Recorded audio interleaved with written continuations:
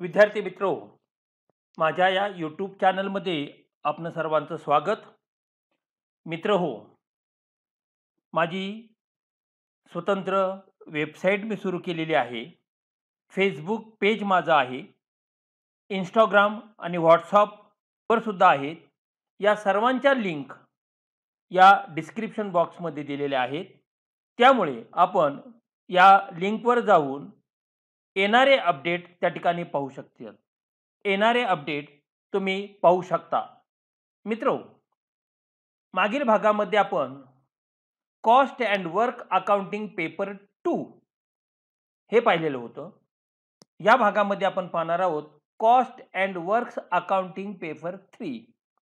Paper 3 पाहत असताना प्रामुख्याने आपण जो सिलेबस आहे तो 2 भागामध्ये आपण विभागणार आहोत. पहिल्या भागामध्ये आपण फर्स्ट टर्ममध्ये असणारे जे टॉपिक आहेत, marginal costing, budgetary control, uniform costing आणि इंटरफर्म कंपॅरिझन यावरील हा व्हिडिओ आहे. तर पुढील भागामध्ये आपण सेकंड टर्ममध्ये असणारे standard costing, target costing, cost accounting records rules and cost audit legal provision इत्यादी भाग आपण पाहणार आहोत. मित्रो, जर तुम्हाला व्हिडिओ आवडला तर निश्चितपणे तो लाईक करा. आपल्या सर्व विद्यार्थी मित्रांना तो शेअर करा आणि चॅनलला सबस्क्राईब करायला विसरू नका. तर चला पाहूया आपण cost and works accounting paper 3. Cost and works accounting paper 3 यामध्ये पार्ट फर्स्ट आपण पाहणार आहोत.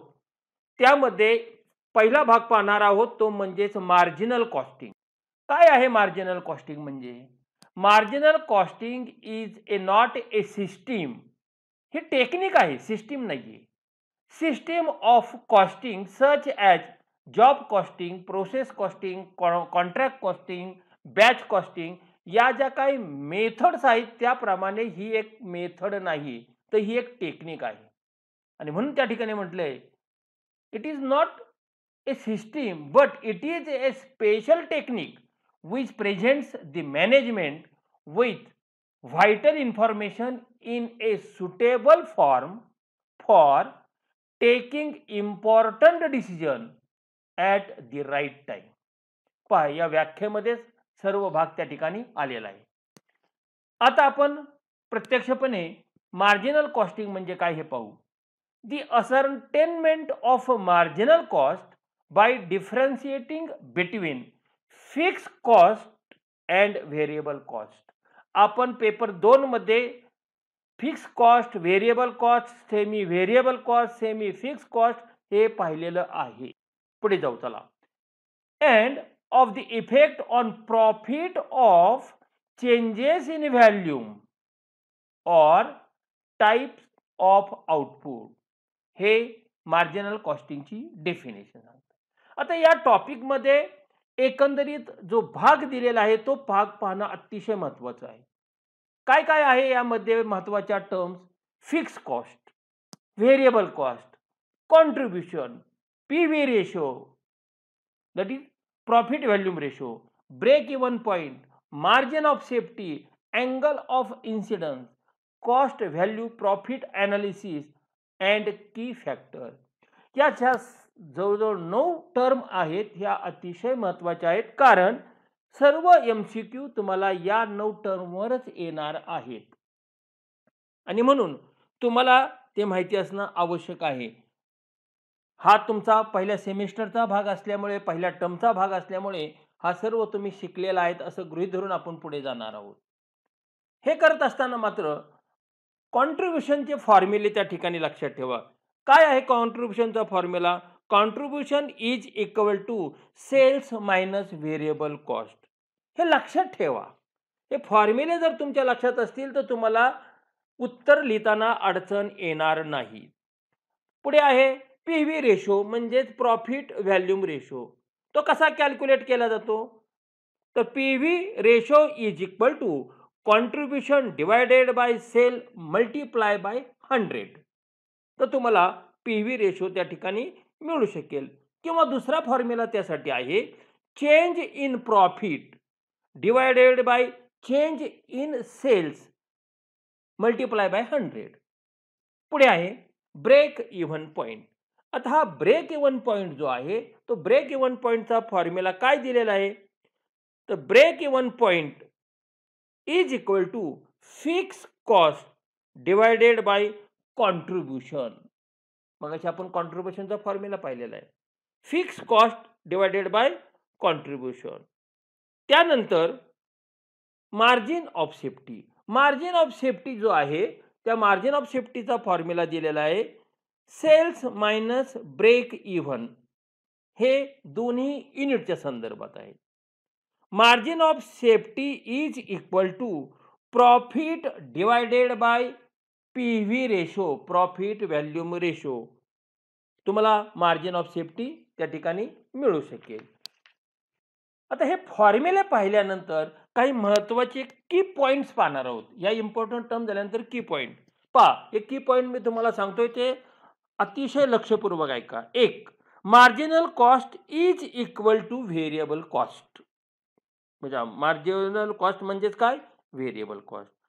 Second, contribution is excess of sales over variable cost, that is sales minus variable cost, that is contribution. PV ratio is relationship between contribution and sales. For that formula, PV ratio is equal to contribution divided by sale multiply by 100.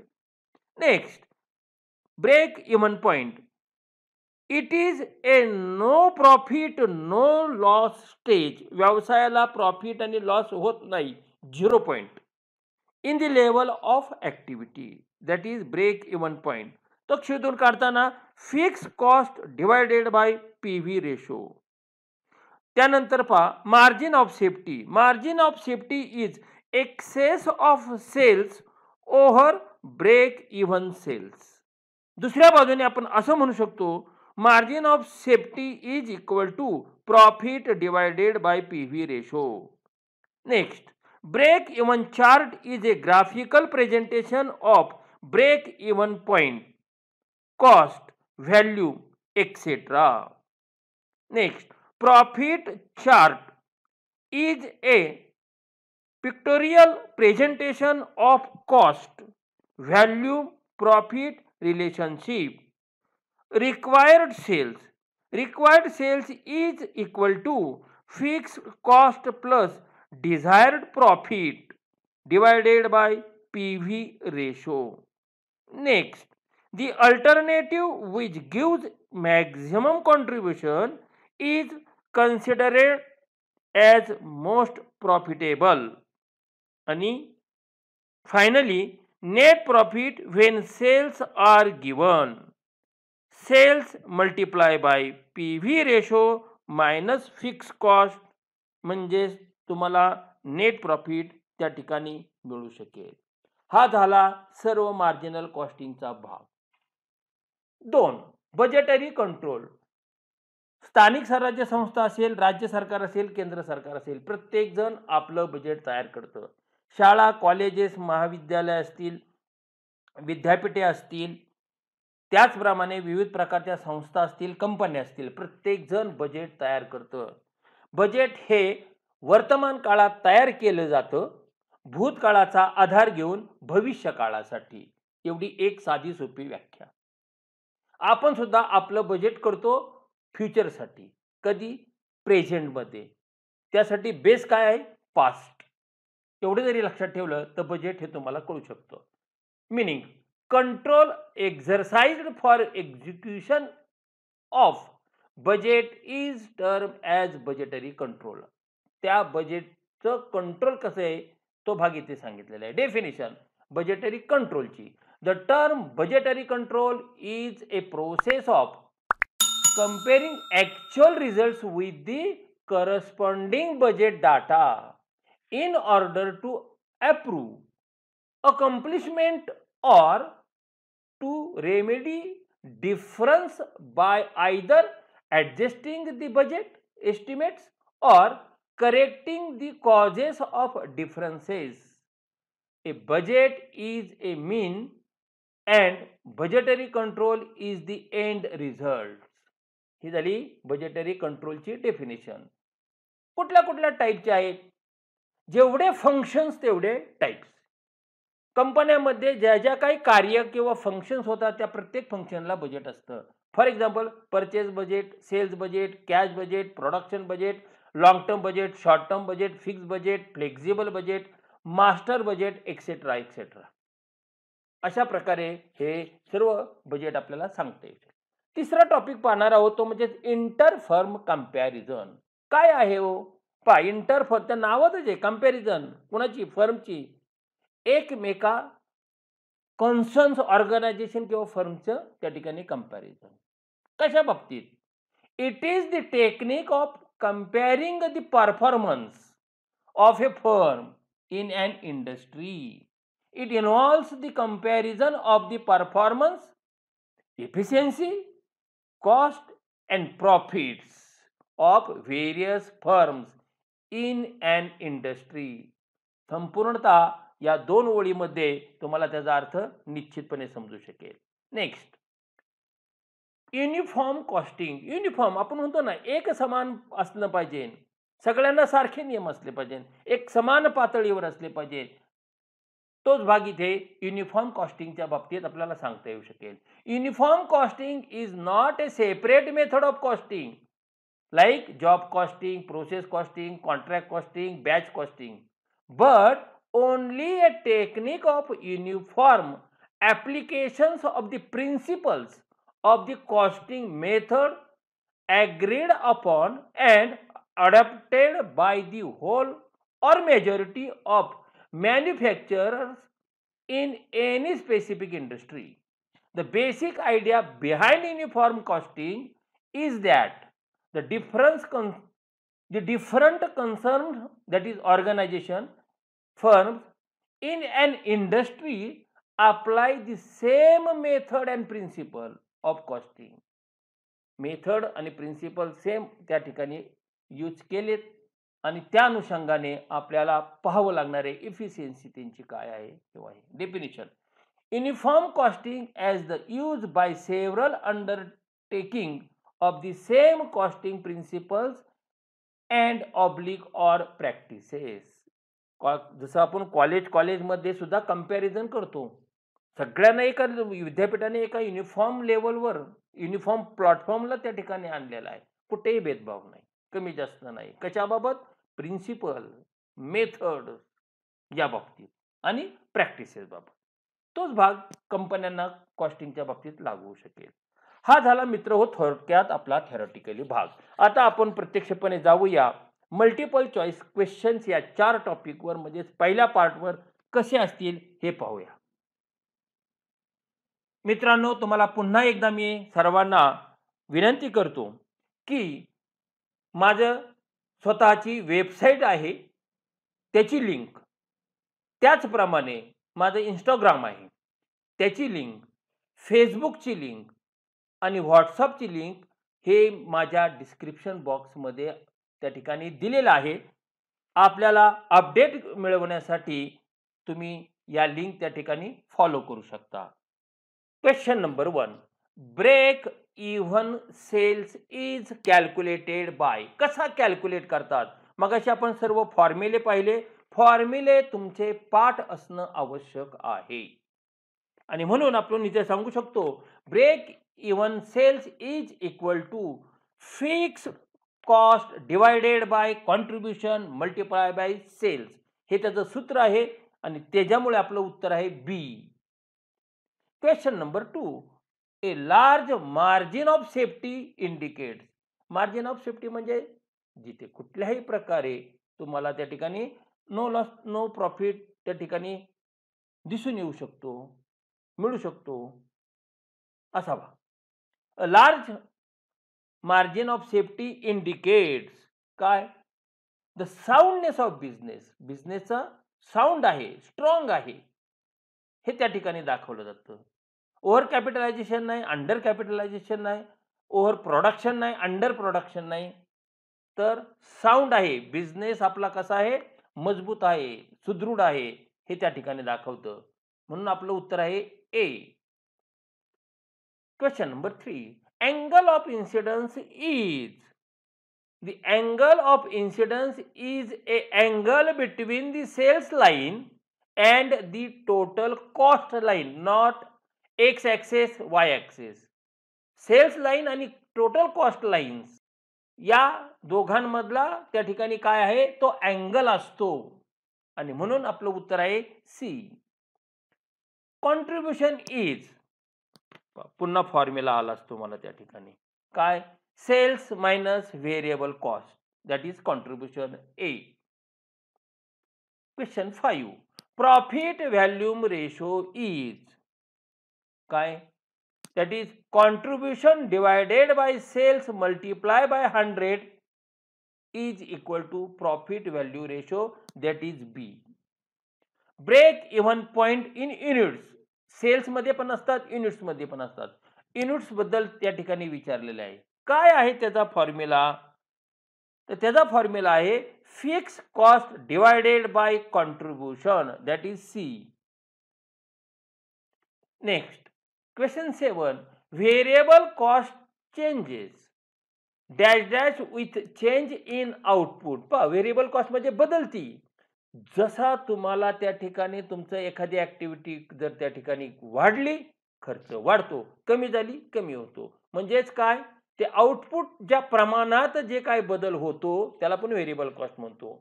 जसं output बदलणार, कमी झाले की कमी, जास्त झाली की जास्त कॉस्ट, म्हणून त्याला म्हणतो की आउटपुटच्या प्रमाणात प्रोपोर्शनेटली, त्याच्या समप्रमाणात त्या ठिकाणी ज्या कॉस्टचं चेंज होतं त्याला व्हेरिएबल कॉस्ट म्हणतात, that is C, proportionately. Question number 8.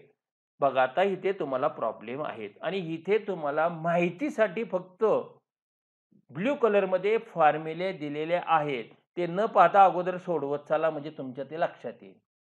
Question number 8. Sales rupees 20,000, variable cost rupees 12,000, fix cost rupees 4,000, find out contribution. इथे फॉर्म्युला देण्याचा उद्देश एकच आहे. तुम्हाला पाठ असेल तर या फॉर्म्युला पाहण्याची गरज नाही, पहिला भाग. दुसरा भाग, वेळ वाया जाऊ नये तुमचा, कारण कमी कालावधी राहिलेला आहे, म्हणून कॉन्ट्रीब्युशनची परत एकदा फॉर्म्युल्याची तुम्हाला इथं रिव्हिजन होईल, म्हणून हा त्या ठिकाणी दिला. सेल्स मायनस व्हेरिएबल कॉस्ट केला तर जी रक्कम येते ते तुमचं कॉन्ट्रीब्युशन, म्हणजे किती, 8,000, म्हणजेच A. Question number 9. Sales rupees 20,000, variable cost rupees 10,000, fix cost rupees 4,000, find out profit volume ratio. बघा, तोच प्रॉब्लेम आपण पुढे कंटिन्यू केलेला आहे. सेल्स होते 20,000, व्हेरिएबल कॉस्ट होती 12,000, फिक्स कॉस्ट 4,000. आता इथे विचारले प्रॉफिट व्हॅल्यूम रेशो किती आहे, किती पर्सेंटेज. तर पीव्ही रेशोचा formula contribution divided by sales. Contribution तुम्हाला या ठिकाणी दिलेलं आहे, ते काढू शकता तुम्ही आणि त्याच्या अनुषंगाने डिवायडेड बाय सेल्स करा, तुम्हाला त्या ठिकाणी निश्चितपणे उत्तर मिळेल 40% B. Question number 10. Sales rupees 20,000, variable cost 12,000, fix cost rupees 4,000, find out break even point. एकच प्रॉब्लेम घेऊन त्याचे आपण 3 वेगवेगळे उत्तर शोधतोय, 3 वेगवेगळे मुद्दे शोधतोय. कॉन्ट्रीब्युशन, प्रॉफिट व्हॅल्यू रेशो आणि ब्रेक इवन पॉइंट कसा शोधायचा हे तुम्हाला या एकाच उदाहरणावरून लक्षात येऊ शकेल. ब्रेक इवन पॉइंटचं सूत्र काय, fix cost divided by PV ratio. हे जर तुम्ही कॅल्क्युलेशन केलं तर तुमचं निश्चित उत्तर येईल किती, C, 10,000. Question number 11. Sales budget is A. कसलं बजेट आहे sales budget, that is functional budget. Master budget नाही, एक्सपेंडिचर बजेट नाही आणि फ्लेक्झिबल बजेट नाही. फ्लेक्झिबल बजेटलाच प्रोडक्शन बजेट असं म्हटलं जातं. त्यामुळे सेल्स बजेट हे फंक्शनल बजेट आहे, A. Question number 12. The difference between fixed cost and variable cost has a special significance in the preparation of. कोणत्या बजेटमध्ये आहे होय, फिक्स कॉस्ट आणि व्हेरिएबल कॉस्ट मधला जो डिफरन्स आहे तो दाखवला जातो. दॅट इज प्रोडक्शन बजेटमध्ये. इथे तुम्हाला कुठेही प्रोडक्शन बजेट दिसतं का हो? फ्लेक्झिबल बजेट म्हणजेच प्रोडक्शन बजेट आणि म्हणून उत्तर आहे D. Question number 13. The budget which commonly takes the form of budgeted profit and loss account and balance sheet. म्हणजे प्रॉफिट अँड लॉस अकाउंट आणि बॅलन्स शीट जो तयार केला जातो कसा? बजेटेड म्हणजे अंदाज. बजेटला आपण मराठीत काय म्हणतो? अंदाजपत्रक. हा नफा तोटा पत्रक आणि ताळेबंद सुद्धा कसा असतो? बजेटेड असतो, अंदाजपत्रकीय असतो. बरोबर आहे ना? मग अशा बाबतीत जर प्रॉफिट अँड लॉस अकाउंट आणि बॅलन्स शीट प्रिपेअर कुठल्या बजेटमध्ये केलं जातं? तर मास्टर बजेटमध्ये, that is A. Question number 14. The first steps in preparing the budget is determining the. कुठली टप्पा आहे, कुठला त्या ठिकाणी स्टेप्स आहेत की जेणेकरून आपल्याला बजेट प्रिपेअर करायला सुरुवात करावी लागते? Selling price, cost of good sold, total cost काय आहे? That is cost of good sold. माल जी विक्री करायची आहे त्या मालाला तयार व्हायला जेवढा काही खर्च आलेला आहे that is cost. Cost of good sold. Goods आता विकण्याच्या तयारीत आहे तर त्याची किंमत किती? ती समजा ₹10 असेल आणि 12ला विकले तर 12 ही सेलिंग प्राइस आणि ₹2 दॅट इज प्रॉफिट. म्हणून B. Question number 15. Uniform costing fix a common. Uniform costing मध्ये काय फिक्स असतं, काय एकसारखं असतं? कॉस्ट ऑफ गुड सोल्ड नाही, परचेस प्राइस नाही, फक्त सेलिंग प्राइस. तुम्ही एक साधं उदाहरण सांगतो. कुठल्याही मार्केटमध्ये गेलात ना, कुठल्याही मार्केटमध्ये जा तुम्ही, तुम्हाला काही बाबतीतली भाजी मार्केटमध्ये गेलात तर तुम्हाला एखादी जर वस्तू घ्यायची असेल तर 5 दुकान असेल तर किंमत एकसारखी असते. किराणा मालामध्ये एखादी वस्तू घ्यायची तर त्याची विक्रीची किंमत जवळपास सारखी असतात. आणि म्हणून युनिफॉर्म कॉस्टिंगमध्ये काय आहे हो? Fix a common selling price, that is C. Question number 16. The uniform costing to maintain stability in. कशात स्टेबिलिटी आहे? That is the demand, not sales, not cost, not supply. जी काही डिमांड आहे, मागणी आहे, त्या मागणीमध्ये स्टॅबिलिटी मेंटेन करण्यासाठी. नाहीतर काय होईल? जर मागणीच नसेल तर उत्पादन होऊन उपयोग नाही. जर डिमांड असेल तर सेल होईल, सेल होईल तर प्रॉफिट होईल. आणि म्हणून डिमांडमध्ये स्टॅबिलिटी असणं अत्यंत आवश्यक आहे आणि युनिफॉर्म कॉस्टिंग तेच काम करतं. Uniform costing to maintain stability in demand, D. Question number 17. Uniform cost manual. Manual आहे पहा. Is an integral part of a. कशाचा भाग आहे तो? मॅन्युअल कशाचा असतो? कुठल्याही गोष्टीचं मॅन्युअल असतं. मग युनिफॉर्म कॉस्ट मॅन्युअल हा युनिफॉर्म कॉस्टच असतं. बजेट कॉस्टचं बजेट मॅन्युअल. म्हणून या ठिकाणी आपल्याला उत्तर सांगता येईल A, uniform cost. Question number 18. A dash dash management, that is low, middle, top, कुठलं management may not be convince of the utility of inter firm comparison. Low लेवलला अधिकारच नसतात, मिडल लेवलला संबंध नाही आहेत. म्हणजेच कुठलं? टॉप लेवल मॅनेजमेंट जे आहे तेच फक्त त्या ठिकाणी हे करू शकतात आणि म्हणून उत्तर आहे C. Question number 19. Inter firm comparison develops dash dash among the firms. काय डेव्हलप करतात तो? दॅट इज कॉस्ट कन्सिक्वेन्सेस आणि म्हणून उत्तर आहे A. Question number 20. The term dash dash is not define uniformly by all the firm. काय हो? That is capital. प्रत्येकाचं कॅपिटल काय असतं? एकसारखं नसतं. व्यवसाय छोटे मोठे असेल तर नॅचरली भांडवल हे तुम्हाला छोट्या व्यवसायाला कमी, मोठ्या व्यवसायाला जास्त लागतं आणि म्हणून आपल्याला या ठिकाणी उत्तर सांगता येईल A. Question number 21. The P V ratio. आता इथे पुन्हा तुम्हाला एक सरावासाठी काही एक 4 प्रश्न प्रॅक्टिकल प्रॉब्लेमचे दिलेले आहेत, ते तुम्ही सोडवायचे आता. Question number 21. The PV ratio of product is 0.4 and profit is rupees 4,000. The margin of safety is, margin of safety किती शोधून काढावं लागेल तुम्हाला. काढा शोधून बरं. काय उत्तर असू शकेल? Profit divided by PV ratio. Margin of सेफ्टीचं सूत्र काय आहे? Profit divided by PV ratio. Profit तर तुम्हाला दिलेला आहे, पीव्ही रेशो पण तुम्हाला त्या ठिकाणी दिलेला आहे. कॅल्क्युलेट करा आणि पहा उत्तर किती येतंय. निश्चितपणे ते उत्तर येईल तुमचं 10,000. That is B. कॅल्क्युलेशन करा. Question number 22. Fix cost rupees 5,000, sales rupees 40,000 and PV ratio 20,000. The amount of profit is. प्रॉफिटचं सूत्र तुम्हाला सगळ्यांना माहिती आहे. प्रॉफिट कसा शोधून काढायचा, कॅल्क्युलेशन तुम्ही करा आणि पहा फिक्स कॉस्ट दिलेली आहे, सेल्स दिलेले आहे, बरोबर आहे, पीव्ही रेशो दिलेला आहे. पहा 40 - 5 बरोबर 35 गुणिले 20 म्हणजे 7,000. हे question number 23. Actual sales 20,000, break even sales 12,000. 20 अधिक 12. The margin of safety sales किती?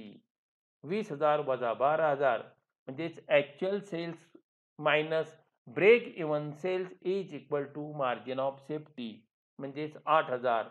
बी. Question number 24. If sales rupees 20,000, variable cost rupees 12,000, net profit rupees 3,000, then fix cost is. काढा शोधून तुम्हाला आता. फिक्स कॉस्ट कशी काढतात? Fix cost is equal to sales minus variable cost plus net profit. Variable cost 12,000, net profit 3,000, total झाली 15,000.